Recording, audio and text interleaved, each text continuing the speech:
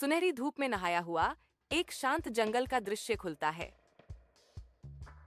गणेश, हाथी के सिर वाले देवता, एक बरगद के पेड़ के नीचे शांति से सो रहे हैं। पेड़ की जड़ें जीवंत, जटिल पैटर्न से सजी हैं। बंदर मजे से उछल कूद करते हुए पके आमों का आनंद ले रहे हैं। हवा खिलते फूलों की मीठी खुशबू से भरी है। एक छोटा चूहा व्याकुलता से भागता है, एक भूखे सांप से बचने की कोशिश कर रहा है।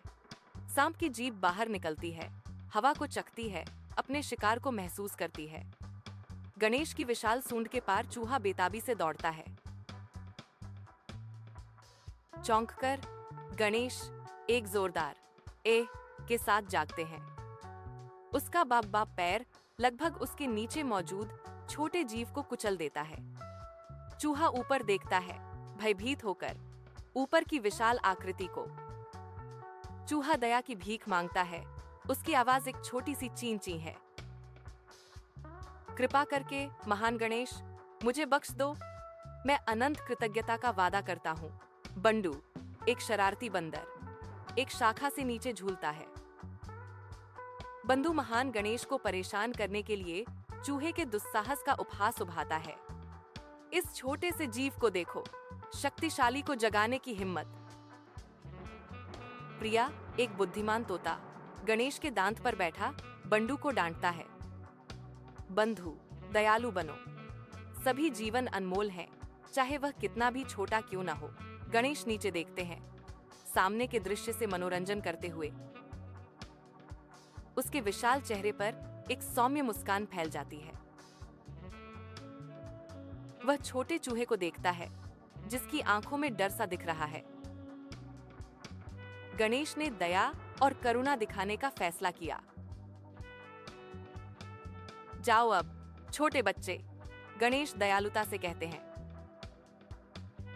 सावधान रहें और आपकी राह सुरक्षित रहे। चूहा राहत महसूस करते हुए गणेश को गहराई से प्रणाम करता है। धन्यवाद महान गणेश, मैं आपकी दयालुता को कभी नहीं भूलूंगा। चूहा तेजी से भाग जाता है, झाड़ियों में गायब हो जाता है। बंडू कंधे उचकाता है, गणेश की दया के कार्य से अप्रभावित।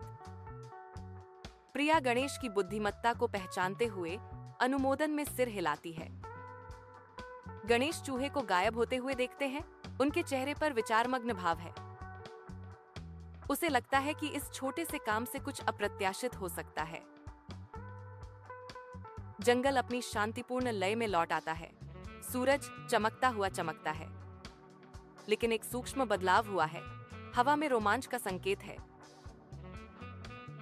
गणेश फिर से अपनी आंखें बंद करते हैं, लेकिन उनकी नींद अब उतनी गहरी नहीं है। वह अपने आस पास के जीवन से अवगत है, चाहे वह बड़ा हो या छोटा। बंदर खेलते रहते हैं, उनकी चहचहाहट हवा में गूंजती रहती है।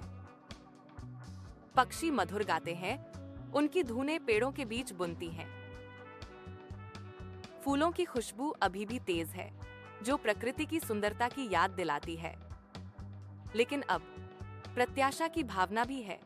कुछ होने वाला है, ऐसा लग रहा है। गणेश जानता है कि यह एक अप्रत्याशित साहसिक कार्य की शुरुआत है।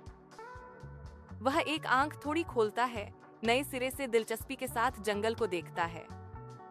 सूर्य आकाश में नीचे की ओर झुकने लगता है, जिससे लंबी छायाएं पड़ती हैं। जंगल के रंग और गहरे होते जाते हैं और अधिक समृद्ध और जीवंत होते जाते हैं। हवा ठंडी होती जाती है, एक हल्की हवा पत्तियों में सरसराहट पैदा करती है। जानवर रात के लिए बसना शुरू करते हैं, सोने की तैयारी करते हैं। लेकिन गणेश जागते, सतर्क और आने वाली किसी भी चीज के लिए तैयार रहते हैं। वह जानता है कि घटनाओं के खुलने में छोटा चूहा एक भूमिका निभाएगा। उसे प्रकृति के संतुलन, सभी चीजों की अंतर संबंधता पर भरोसा है। अंधेरे आकाश में पहले तारे दिखने लगते हैं।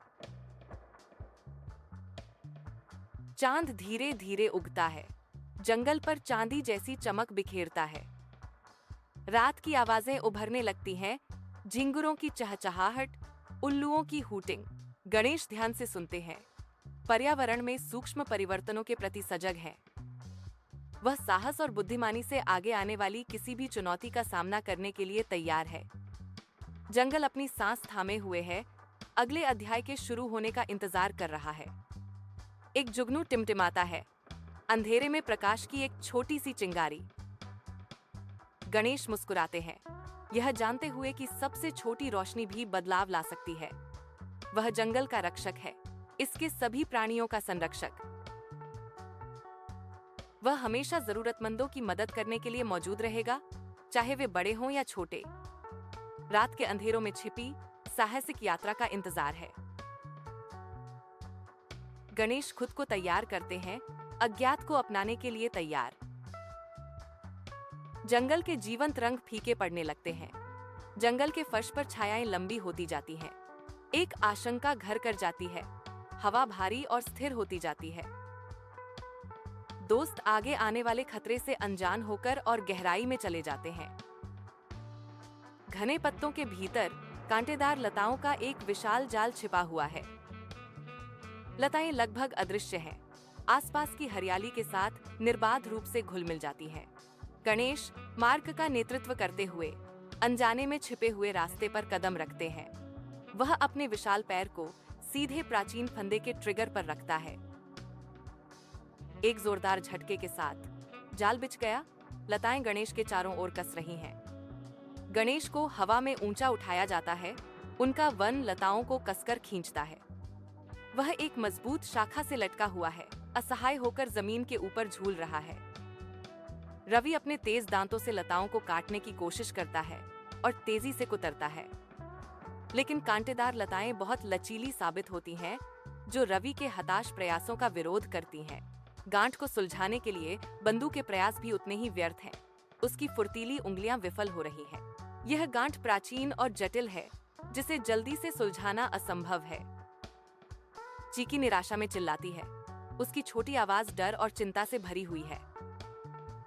उसे अपने दोस्त की सुरक्षा की चिंता है, उसे फंसा हुआ और असुरक्षित देखकर। गणेश उन्हें आश्वस्त करते हैं, उनकी आवाज उनकी अनिश्चित स्थिति के बावजूद शांत है। भागो मेरे दोस्तों, वह आग्रह करता है, सांप आने से पहले। वह जानता है कि इस जाल में जहरीले सांप आकर्षित होंगे, जो शोर से खिंचे चले आएंगे, लेकिन दोस्त उसे छोड़ने से इनकार करते हैं। उनकी वादारी अटूट है। रवि लताओं को काटना जारी रखता है, प्रयास से उसके जबड़े दुख रहे हैं। बंधु गांठ को खींचता और झटकता है, उसकी भौहें एकाग्रता में सिकुड़ी हुई हैं। चीकी गणेश के चारों ओर घूमती है, प्रोत्साहन भरे शब्दों का उच्चारण करती है। अचानक जंगल में एक धीमी फुफकार गूंजती है, जिससे उनकी रीढ़ की हड्डी में कंपी दौड़ जाती है। छाया में चमकती आंखों की दो जोड़ियां दिखाई देती हैं, जो धीरे धीरे पास आ रही हैं। सांप डर की गंध और भोजन के वादे से खिंचे चले आते हैं। गणेश लताओं के विरुद्ध संघर्ष करते हैं, अपने बंधनों से मुक्त होने की कोशिश करते हैं। वह जानता है कि सांपों के उन तक पहुंचने से पहले उन्हें जल्दी से काम करना होगा। रवि को पास ही में एक नुकीला पत्थर दिखाई देता है और वह उसे हटाने की बहुत कोशिश करता है। उसे उम्मीद है कि वह अपनी दांतों को तेज करने और लताओं को काटने के लिए चट्टान का उपयोग करेगा।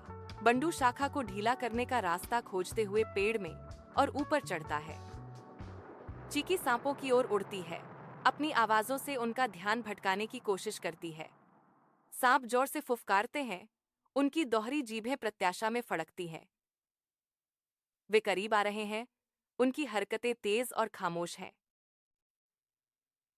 अचानक एक छोटी सी आवाज चीखती है, मैं मदद कर सकती हूँ। दोस्तों ने पीछे मुड़कर देखा तो वही छोटा चूहा उनकी ओर भागता हुआ आ रहा था। वह अपनी तेज दांतों से लताओं को कुतरना शुरू कर देता है, अथक प्रयास करता है। लताएं मोटी हैं, लेकिन चूहे का दृढ़ संकल्प अटूट है। सांप रुकते हैं, पल भर के लिए छोटे प्राणी से विचलित होते हैं।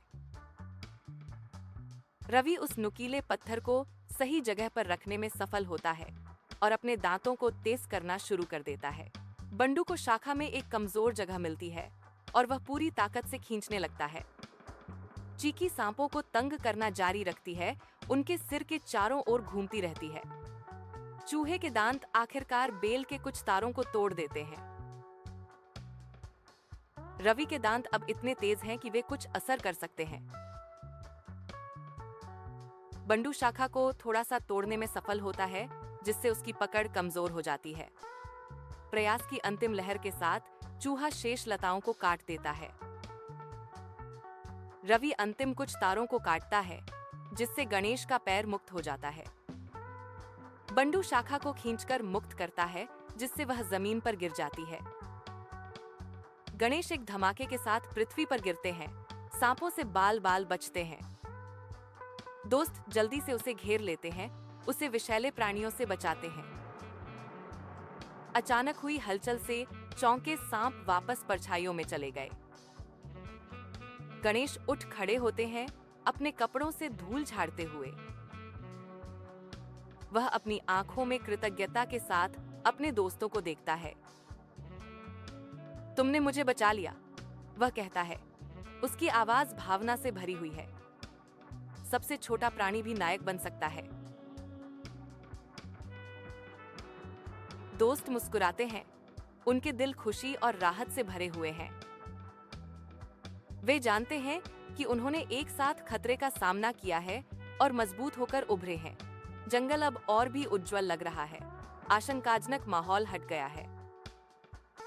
वे अपनी यात्रा जारी रखते हैं। उनके साझा अनुभव से उनका बंधन और मजबूत होता है।